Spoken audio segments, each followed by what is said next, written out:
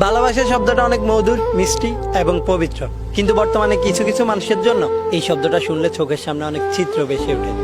ভালোবাসাটা আত্মার সম্পর্ক, শারীরিক নয়। তবুও বর্তমান যুগে ভালোবাসার প্রমাণ দিতে গিয়ে অনেক মেয়েকেই বিছানায় যেতে হয়। এখন প্রশ্ন হচ্ছে, ভালোবাসা কি শুধুমাত্র কয়েক মিনিটের জন্য আকাঙ্ক্ষায় সীমাবদ্ধ? সত্যি বলতে ভালোবাসার কোনো নির্দিষ্ট সময় নেই। ভালোবাসা এক ধরনের মায়ের টান, যা সারা জীবন অনুভব হয়। আর এই ভালোবাসার প্রমাণ দিতে গিয়ে কত নারী স্বেচ্ছায় দর্শিত হচ্ছে। আপু, ভালোবাসা সেটা নয় যে ভালোবাসার প্রমাণ দিতে গিয়ে আপনার দেহ দান করতে হবে। যে আপনাকে ভালোবাসে সে কখনোই আপনার দেহ চাইবে না, আর যে দেহ চাইবে তার কাছে আপনি কখনোই তার ভালোবাসার মানুষ নন, আপনি তার কাছে তার ভোগের বস্তু। আপু, তুমি মায়ের জাত, তোমার সম্মান সবার ঊর্ধ্বে।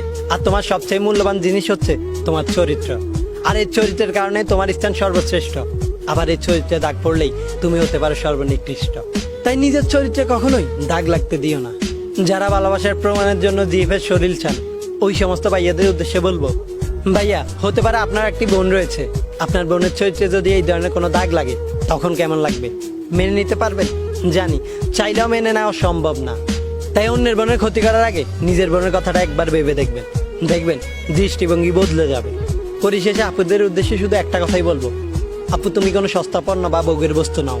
তুমি বাবার সম্মান, মায়ের স্বপ্ন আর ভাইয়ের ভালোবাসা।